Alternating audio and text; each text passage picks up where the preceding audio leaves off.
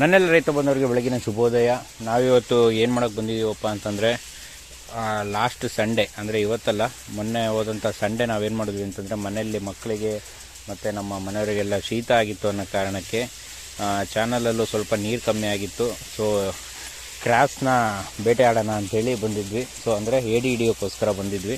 So ಏಡಿ ಹಿಡಿಯೋಕ್ಕೋಸ್ಕರ ಮೇಯ್ನಾಗಿ ನಾವು ಎಕ್ವಿಪ್ಮೆಂಟ್ಸ್ ಏನೇನು ತಂದಿದ್ದೀವಿ ಅಂತಂದರೆ, ನೀವು ಇಲ್ಲಿ ವಿಡಿಯೋದಲ್ಲಿ ನೋಡ್ತಿರೋ ಹಾಗೆ ಫಸ್ಟು ನಮ್ಮ ತೋಟದ ಸುತ್ತಲೂ MPM ಫಾರೆಸ್ಟ್ ಇದೆ. ಸೊ ಆ ಫಾರೆಸ್ಟಿಂದ ಒಂದು 10 ಸ್ಟಿಕ್ಗಳನ್ನು, ಡ್ರೈ ಆದಂಥ ಸ್ಟಿಕ್ಗಳನ್ನು ತಗೊಂಡ್ವಿ.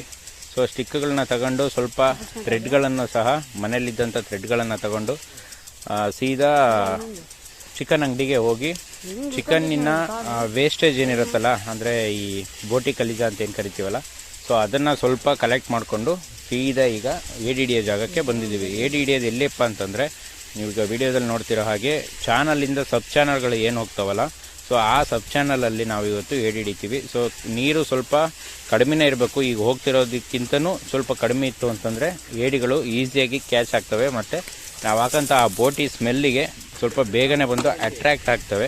ಸೊ ಇಷ್ಟು ನೀರಿತ್ತು ಅಂದರೆ ಸ್ವಲ್ಪ ಕಷ್ಟನೇ ಏಡಿ ಹಿಡಿಯೋಂಥದ್ದು. ಬಟ್ ನೋಡೋಣ ಇವತ್ತು ಎಷ್ಟು ಮಟ್ಟಿಗೆ ಏಡಿ ಸಿಗುತ್ತೆ ಅನ್ನೋದನ್ನು ಈ ವಿಡಿಯೋ ಕೊನೆವರೆಗೂ ನೋಡಿ ನೀವು ಸಹ ಗೆಸ್ ಮಾಡ್ಬೋದು ಎಷ್ಟು ಸಿಕ್ಕಿದೆ ಅಂತೇಳಿ. ಸೊ ಅದೇ ರೀತಿ ನಾವು ತಂದಂಥ ಕೋಲುಗಳು ಮತ್ತು ಹಗ್ಗಗಳನ್ನೆಲ್ಲ ಸಣ್ಣ ಸಣ್ಣ ತುಂಡುಗಳನ್ನಾಗಿ ಮಾಡಿಕೊಂಡು, ನಾವು ತಂದಂಥ ಏನು ವೇಸ್ಟೇಜ್ ಬೋಟಿ ಇತ್ತಂತಲ್ಲ, ಆ ಬೋಟಿಯನ್ನು ಸಹ ಈಗ ಏನು ಮಾಡಬೇಕು ಅಂತಂದರೆ, ಈ ಹಗ್ಗದ ಸಹಾಯದಿಂದ ಈ ಕೋಲಿನ ತುದಿಗೆ ಗಟ್ಟಿಯಾಗಿ ಕಟ್ಟಬೇಕಾಗತ್ತೆ. ಸೊ ಅದು ಹೇಗೆ ಅಂತಂದರೆ, ಈಗ ನೋಡಿ ತೋರಿಸ್ತೀನಿ. ಬೋಟಿಗಳನ್ನೆಲ್ಲ ಫಸ್ಟು ಸುರುಕೊಳ್ಳೋಣ. ನೋಡಿ, ಈ ಥರ ಇರೋಂಥ ಬೋಟಿನ ಸ್ವಲ್ಪ ಗೊಂಚಲಾಗಿ ತಗೊಂಡು ನಾವು ಆ ಗೂಟದ ತುದಿಗೆ, ಅಂತಂದರೆ ಅದು ಕಿತ್ತು ಹೋಗಬಾರ್ದು, ಈಸಿಯಾಗಿ ಆ ಏಡಿ ಕಿತ್ಕೊಂಡು ಅದು ಸೀದಾ ತಗೊಂಡೋಗಿ ತನ್ನ ಗೂಡಲ್ಲಿ ಇಟ್ಕೊಂಡು ತಿನ್ನೋ ಹಾಗಿರಬಾರ್ದು. ಏನೇ ತಿನ್ನೋದಿದ್ರು ಅಲ್ಲೇ ನಾವೇನು ಕಟ್ಟಿಟ್ಟಿದ್ದೀವಲ್ಲ ಅಲ್ಲೇ ಬಂದು ಸ್ವಲ್ಪನೇ ಕನ್ಸ್ಯೂಮ್ ಮಾಡೋ ಥರ ಅದು ಅಷ್ಟು ಟೈಟಾಗಿ ನಾವು ಕಟ್ಟಬೇಕಾಗತ್ತೆ. ಇಲ್ಲ ಅಂತಂದರೆ ಒಂದೊಂದು ಕಿತ್ಕೊಂಡು ಸೀದಾ ಎಲ್ಲ ಹೋಗಿ ಗೂಡೊಳಗೆ ಸೇರ್ಕೊಳ್ತವೆ, ಮತ್ತು ನಿಮಗೆ ಸಿಗೋಂಥ ಏಡಿಗಳು ಒಂದು ಸಹ ಸಿಗಲ್ಲ. ಅದಕ್ಕೋಸ್ಕರ ಈಗ ನೀವು ವಿಡಿಯೋದಲ್ಲಿ ನೋಡ್ತಿರೋ ಹಾಗೆ ಅದನ್ನು ಕಟ್ಕೋಬೇಕಾಗುತ್ತೆ, ಗಟ್ಟಿಯಾಗಿ ಕಟ್ಕೊಂಡ ನಂತರ. ಸೊ ಅವನ್ನೆಲ್ಲ ಈ ಒಂದನ್ನೇ ಅಲ್ಲ, ಸುಮಾರಷ್ಟು ನೀವು ಕಟ್ಕೋಬೇಕು. ನೋಡಿ, ಕಟ್ಟಾದ್ಮೇಲೆ ಈ ಥರ ನೀರು ಹರಿಯುವ ಸೈಡಿನಲ್ಲಿ ನೀವು ಇಡಬೇಕು ಭಾಗದಲ್ಲಿ. ಆಗಿಟ್ಟಾಗ ಏನಾಗುತ್ತೆ, ಆ ಸ್ಮೆಲ್ಲಿಗೆ ಆ ಸುತ್ತಮುತ್ತ ಇರುವಂಥ ಎಲ್ಲ ಏಡಿಗಳು ಸಹ ಅದು ಅಟ್ರ್ಯಾಕ್ಟಿಗೆ ಬಂದು ಅದನ್ನು ತಿನ್ನೋಕ್ಕೆ ಶುರು ಆಗುತ್ತೆ. ತಿನ್ನೋಕ್ಕೆ ಶುರು ಆದಾಗ ಸಡನ್ನಾಗಿ ನೀವು ಹೋಗಿ ಎದುರಿಸೋ ಆಗಿಲ್ಲ, ಅದು ತಿಂತಾ ಇರುವಾಗಲೇ ಲೈಟಾಗಿ ಆ ಗೂಟನ್ನು ನೀವು ಹಿಡಿದು ಎತ್ತಿದ್ರಿ ಅಂತಂದರೆ ಏಡಿಗಳು ತಾನಾಗೆ ಬಂದು ನಮ್ಮ ಬುಟ್ಟಿಗೆ ಬೀಳ್ತಾ ಇರ್ತವೆ. ಸೊ ಅದೇ ರೀತಿ ನಾವು ಉಳಿದಂಥ ಎಲ್ಲ ಸ್ಟಿಕ್ಗಳನ್ನು ಸಹ ಈಗ ಕಟ್ಕೋತಾ ಇದ್ದೀವಿ.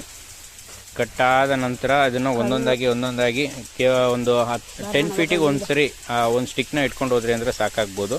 ಸೊ ಹಾಗೆ ಇಟ್ಕೊಂಡು ಹೋದ್ರಿ ಅಂತಂದರೆ ಏನಾಗುತ್ತೆ, ಸ್ಮೆಲ್ಲು ನೀವು ಸ್ಟಾರ್ಟಿಂಗಿಂದ ಎಂಡ್ವರೆಗೂ ಎಲ್ಲಿಡ್ತೀರೋ ಆ ಏರಿಯಾದಲ್ಲಿರೋಂಥ ಅಷ್ಟು ಏಡಿಗಳಿಗೂ ಸಹ ಕವರಿಂಗ್ ಆಗುತ್ತೆ. ಸೊ ಕವರಿಂಗ್ ಆಗಿ ಎಲ್ಲವೂ ಸಹ ತನ್ನ ಗೂಡು ಬಿಟ್ಟು ಹೊರಗೆ ಬಂದು ಇದನ್ನು ಕನ್ಸ್ಯೂಮ್ ಮಾಡೋಕ್ಕೆ ಶುರು ಮಾಡುತ್ತೆ. ಸೊ ಆಗ ನಾವೇನು ಮಾಡಬೇಕು ಅಂತಂದರೆ, ಒಂದೊಂದು ಏಡಿಗಳನ್ನ ಹಿಡಿದಾಕೋಬೇಕಾಗತ್ತೆ. ಸೊ ನೀವೀಗ ನಾವು ಹಿಡಿಯುವಂಥದ್ದನ್ನು ಸಹ ನಿಮಗೆ ತೋರಿಸ್ತೀವಿ.